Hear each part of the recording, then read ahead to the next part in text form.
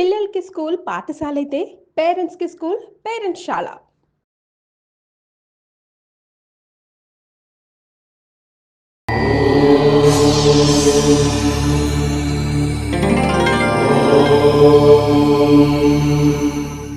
ఏమిటో ఎక్కడికెళ్ళినా రాక్షస ప్రవృత్తే తప్ప ఏమిట్రా ఇలాగైపోయింది ఈ ప్రపంచం, అసలు ఇంత అసహ్యంగా.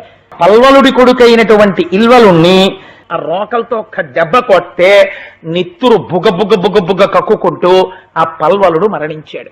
బలరాముడు ఆనందాన్ని పొందాడు. ఇప్పుడు అన్నాడు బలరాముడు, పల్వలుణ్ణి చంపేశాను, మీరు యజ్ఞయాగాది క్రతువులు చేసుకుంటారు, కానీ ఇంకా నేను చేసిన పొరపాటు నన్ను వేధిస్తోంది, మీరు నాకు ఇంకా ఏమైనా చెప్పండి. నేను ఇతపూర్వం నేను చేసిన పాపము పోవడానికి ఈ పనులు చేశాను.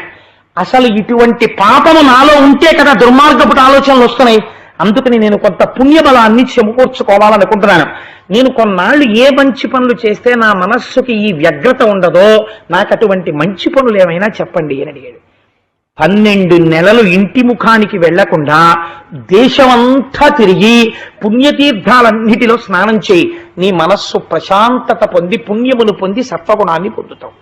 సత్వగుణాన్ని పొందడం అంటే బలరాముడికి లేదా అని కాదు, మనస్సునందు పాపపుటాలోచన అహంకారము పైకి రావు, వినయంతో నిలబడగలుగుతావు బలరామా, తీర్థములయందు స్నానం చెయ్యి అన్నారు. అంటే అప్పుడు బయలుదేరి స్నానానికి వెళ్ళాడు. వెళ్ళి తీర్థములన్నిటా స్నానం చేశాడు.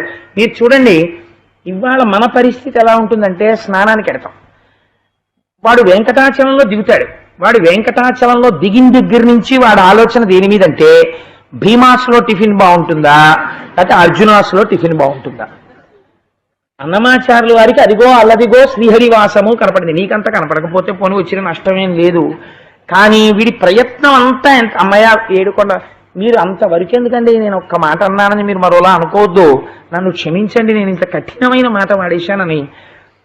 వెంకటాచల క్షేత్రంలో చెప్పులేసుకోకుండా తిరిగేటటువంటి వాళ్ళు ఇవాళ ఎంతమంది ఉన్నారు పక్కన పెట్టేయండి. జీవితంలో వెంకటాచల క్షేత్రంలో నువ్వు అడుగు పెట్టావు, కనీసం తిరుపతి పట్టణంలోకి అడుగు పెట్టగానే ఆ తిరుపతి పట్టణంలో రామానుజాచార్యుల వారు తిరిగారు, తిరుమల నంబి తిరిగారు, అన్నమాచార్యుల వారు తిరిగారు, ఎందరో మహాపురుషులందరూ తిరిగినటువంటి ప్రాంతం. అక్కడ నువ్వు తిరుగుతున్నావు, కనీసం చెప్పులు వేసుకోకుండా తిరగలేనంత చెప్పుల మోజు పెంచుకున్న చెప్పుని అని ఒక్కసారి చెప్పులు ఇప్పి తిరుపతి గడ్డ కళ్ళకద్దుకోవడం కూడా తెలియని సంస్కృతిలో మనం ఇవ్వాల ఉంటే పుణ్యం వచ్చేయి అంటే ఎక్కడి నుంచి వచ్చేస్తుంది. రైలు దిగిన వాళ్ళల్లో ఎంతమంది తిరుపతిలో దిగగానే ఒక్కసారి చెప్పులు ఇప్పి ఇంత మహాక్షేత్రంలోకి నేను వచ్చానని ఒక్కసారి కళ్ళకద్దుకుని నమస్కరించి తప్పక చెప్పులు వేసుకుంటున్నానని మళ్ళీ చెప్పులు వేసుకుంటారో నాకు చూపించండి. యద్భావం తద్భవతి. ఇక్కడ ఉంటే కదా ముందు అసలు అది చేసేది. మీరు ఒక్కసారి తిరుపతి రైల్వే స్టేషన్ ముందు నిలబడి అలా చూడండి, ట్రైన్స్ వచ్చినప్పుడు చాలా క్యాజువల్గా యాజ్ దో అర్చనానంతర దర్శనం టికెట్ ఉంది కాబట్టి, కాటేజీ బుక్ అయిపోయింది కాబట్టి, ఎవరి కోసం దర్శనం ఇవ్వడు వెంకటేశ్వర స్వామి ఇస్తాడు, 100 రూపాయలు పెట్టి కొనుక్కున్నాం, ఇచ్చి తీరుతాడు దర్శనం. 100 ఇచ్చిన వాడెవరు? ఈ ఆలోచన ఉండదు. ఇలా తెంపరితనంతో బయలుదేరి తెంపరితనంతో తిరుమల వెడుతూ అనేకాలు పోగొట్టుకుని బుద్ధులు తెచ్చుకున్న కుటుంబాలు ఎన్నో నాకు తెలుసు. కాబట్టి ఈశ్వరుడి విషయంలో ఎక్కడ మనకి నిబద్ధత ఉన్నది, ఆ నిబద్ధత అవసరం.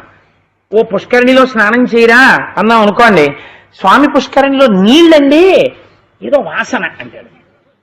వీడు చేసేసే స్నానాలన్నీ చాలా గొప్ప స్నానాల్లాగా. అయ్యో ఇది స్వామి పుష్కరిణి, నా జీవితంలో ఇన్నాళ్ళకి నేను ఇందులో స్నానం చేస్తున్నాను అనడం.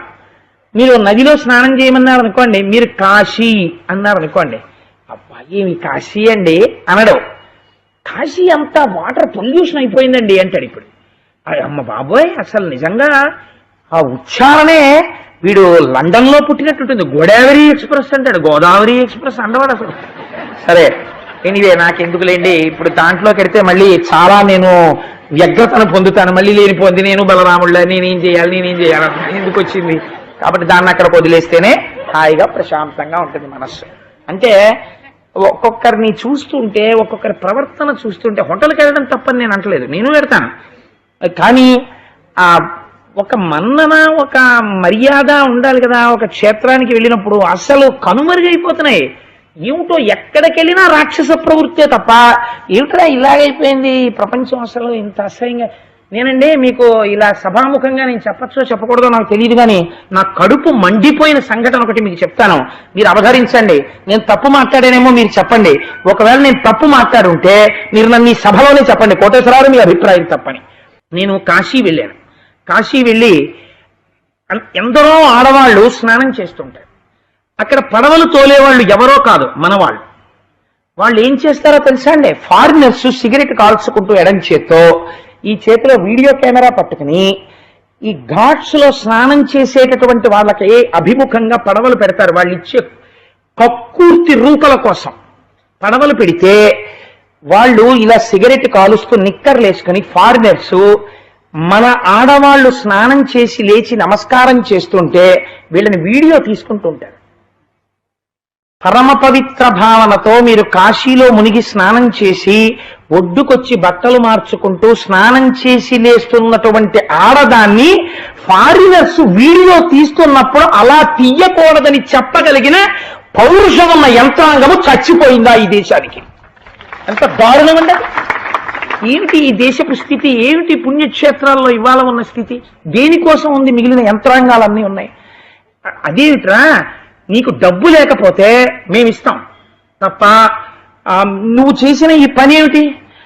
నువ్వు వీడియో తీయడం ఏంటి? ఆడవాళ్ళు స్నానం చేస్తే గంగానదిలో వాళ్ళని నువ్వు పడవెక్కించి తీసుకురావడం ఏంటి? వాళ్ళని ఎదురుకుండా నిలబెట్టవేంటి అని అడిగిన వాడు లేడు. సర్దుకుపోతారంతే. పోనిద్రో ఏం చేస్తాం మనం, ఇక్కడికి వచ్చి స్నానం చేయడం తప్ప మనం ఏం చేస్తామని. ఎందరు తల్లులు అలా తడిసిపోయిన బట్టలతో బట్టలు మార్చుకుంటూ వాళ్ళ వీడియో కెమెరాల్లో ఉన్నారో మనకి తెలియదు.